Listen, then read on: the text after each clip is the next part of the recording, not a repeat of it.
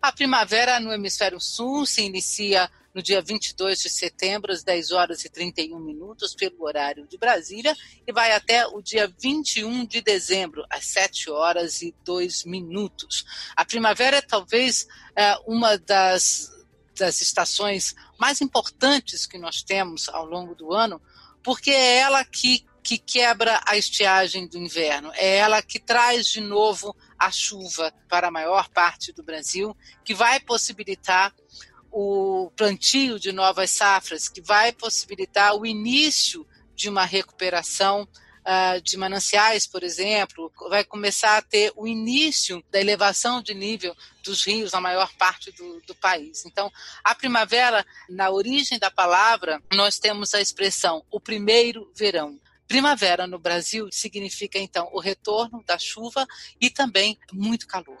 A primavera de 2020 será influenciada pela Laninha. O que é a Laninha?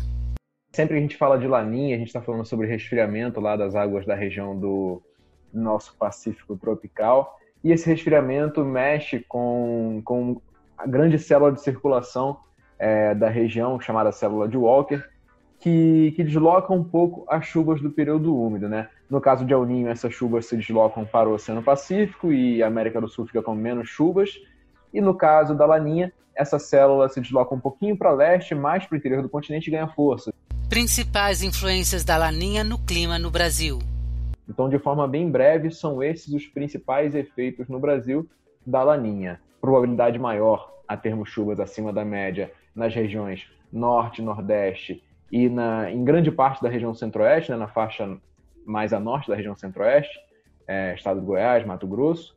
Região sudeste, a principal influência é na temperatura, temperaturas ligeiramente abaixo da média, e na região sul, a maior probabilidade é a ocorrência de chuva abaixo da média, até por causa da velocidade das frentes frias, né? Em situações de Laninha, as frentes frias avançam de forma mais rápida pela região sul, e com isso temos menos chuvas. Clima no Centro-Oeste na primavera 2020.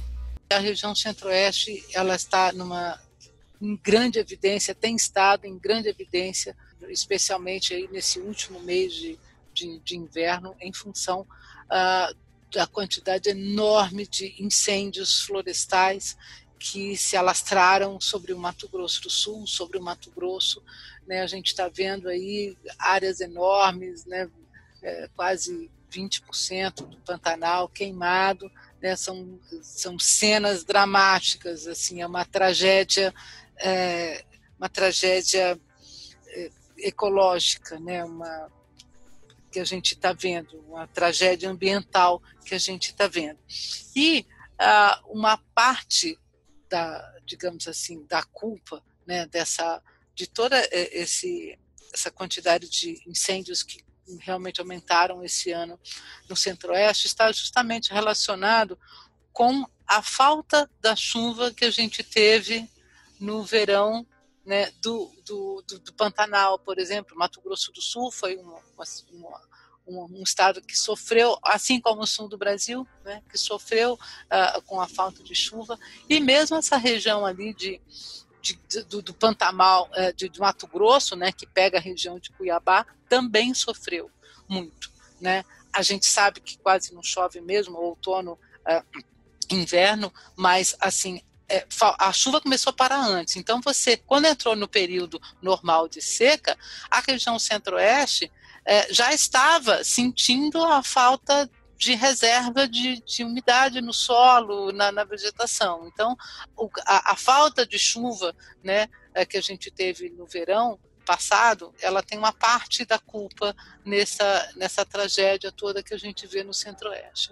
A gente sabe que a primavera na região Centro-Oeste é uma época onde, aos poucos, essas pancadas de chuva vão retornando, primeiro em pequenas áreas, mas aqueles temporais começam a acontecer porque tem muito calor armazenado e começa a umedecer, então começam as pancadas de chuva, começa a formação dos cumulonimbus de novo, né? Começa a formação de nuvens e, eventualmente, você tem algumas frentes frias, mas principalmente essas circulações, como você falou, de corredores de umidade, circulação, convergências de vento, né? que fazem essa convergência de umidade em cima do centro-oeste e produzem muita chuva. Então, é uma época de retorno da chuva, tá? Bom, o que especificamente, Felipe, a gente pode esperar aí para a chuva na região centro-oeste do país? E eu queria que você destacasse um pouquinho o bioma Pantanal. Bem, começando, né, essa resposta, falando da região centro-oeste como um todo, nós temos diferentes biomas na região. Nós temos o Pantanal, nós temos o bioma amazônico, nós temos o Cerrado, e desses 3 biomas aí, o único que queima naturalmente é o Cerrado, né? Os outros 2 biomas, o amazônico e o Pantanal, é muito improvável que eles tenham queimadas naturais. São sempre queimadas impulsionadas por ações humanas, né? Por ações do homem. E, claro, as condições de secura e de aquecimento, elas acabam potencializando essas queimadas. Lembro que no último podcast, Ju, a gente chegou a conversar sobre essas condições, no podcast da última estação, né? Nós já estávamos com queimadas na região, já estávamos com situações bem alarmantes, bem preocupantes, e já havíamos conversado que a tendência era só piorar, né, no passar dos meses. Que a tendência era realmente essa época agora, que é o pico de queimadas, o mês de setembro, que a tendência era que essas queimadas só aumentassem. E, infelizmente, foi o que aconteceu, né? Nós estamos com uma situação bem preocupante no Pantanal, Cerrado também, e bioma amazônico com muitas queimadas. As notícias que eu trago sobre as chuvas nessas áreas é que agora, na transição do mês de outubro para o mês de setembro, nós temos 2 frentes frias que vão conseguir avançar até áreas do centro-oeste, vão causar alguma chuva por lá. Essa chuva ajuda a mitigar o problema, mas não resolve. E depois disso, infelizmente, a previsão para o mês de outubro é de que essas chuvas ainda ocorram, né, as chuvas convectivas ainda ocorram de forma bem irregular na região e que só tenhamos chuvas para resolver esse problema a partir do mês de novembro. Então, nesse início do mês de outubro, 2 frentes frias avançam até regiões do centro-oeste onde temos queimadas. Depois disso, as pancadas convectivas, né, essas pancadas de fim de tarde, elas ainda demoram a acontecer de forma regular. E essa chuva se espalha mesmo no mês de novembro para conseguir resolver essas condições de queimadas. Felipe, novembro, ele tem com chuva acima, abaixo da média, chuva frequente em todo o centro-oeste, ou tem alguma região que pode sofrer aí com uma certa falta de chuva? A partir de novembro já há condições para aquele escoamento de umidade que ocorre no Brasil, que vai lá da região norte, passa pela região centro-oeste e vai para a região sudeste. Com Sim. isso, a expectativa é de chuvas acima da média em todo o Mato Grosso, em praticamente todas as áreas do Mato Grosso. No centro-norte de Mato Grosso do Sul, nas divisas de Mato Grosso do Sul com Goiás e com Mato Grosso. E em Goiás, a expectativa é que essa chuva acima da média também aconteça em quase todo o estado, com exceção ali das divisas de Goiás com Minas Gerais. Região do Distrito Federal? Região do Distrito Federal, a expectativa é de chuva ligeiramente abaixo da média, mas que em novembro, né, nós já temos uma média considerável. Lembrando que esse abaixo da média, ele de forma alguma descarta a possibilidade de temporais. Apenas estamos falando do total de chuva no fim do mês. Mas então significa que nós temos uma parte aí, digamos assim, talvez do centro-sul-leste de Mato Grosso do Sul, com deficiência de chuva em novembro, né? Isso, exatamente. E o mês de dezembro, quem é que tem alguma região em dezembro que vai sofrer com a falta de chuva? Porque daí, Felipe, eu estou perguntando um pouco mês a mês, porque é o seguinte, quando a gente fala em faltar chuva, novembro, dezembro, né, nessas áreas como o Centro-Oeste, por exemplo, no país inteiro, tá? Mas assim, isso significa um calor excepcional, né?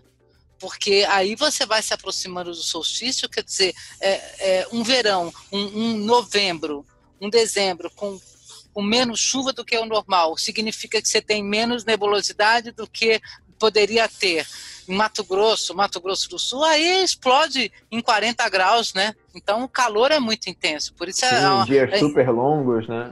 Pois é, entendeu? Então, assim, em dezembro nós ainda vamos ter alguma área que sofra com menos chuva? Isso, Ju, exatamente. A expectativa para dezembro é bem parecida com novembro. E só salientando, né, o que você acabou de comentar do Centro-Oeste, também é muito importante para os produtores da região, né? Claro, Nós claro. temos, já agora em outubro, início da safra de soja, e todo mundo fica muito antenado nessas primeiras chuvas de outubro, justamente para saber qual é a época ideal do plantio. E ao longo de novembro e dezembro, nós temos o cultivo da soja, nós temos o desenvolvimento dos grãos, e toda essa questão de chuva é muito importante. Mas agora, voltando para o dezembro, a expectativa também é bem parecida com o novembro, tá? De formação de corredores de umidade, e isso deixa grande parte do Mato Grosso com chuvas acima da média, com exceção ali do sudoeste do Mato Grosso. Infelizmente, o Mato Grosso do Sul, a previsão é de chuvas abaixo da média. Goiás e Distrito Federal, a previsão também é de chuvas acima da média. Nossa, Felipe, essa previsão, ela na verdade é desastrosa, porque, veja, talvez a gente não consiga controlar efetivamente esses incêndios, talvez assim não tenha chuva mesmo para controlar de vez esses incêndios, e talvez a gente ainda possa ter alguns retornos eventuais, sabe, de áreas, porque faltando chuva, como você está falando, em novembro e em dezembro, não vai dar para ficar uma situação realmente muito tranquila. Olha, a situação bastante preocupante. Bom, vamos acompanhar. Então, o que a gente tem que esperar mesmo aí é digamos assim, um alerta de que a região do Pantanal não vai ter essa chuva toda, e o calor deve incomodar o pessoal de Mato Grosso do Sul aí, né? E de Cuiabá também, pelo visto, né? Uma feliz primavera, meu amigo. Feliz primavera para todos nós, Ju, época das flores, época de florescimento, renascimento. Que todos aproveitem bastante essa primavera, a volta do calor, a volta das chuvas de fim de tarde, e que a primavera venha com saúde também para todos os brasileiros, na verdade para todo mundo.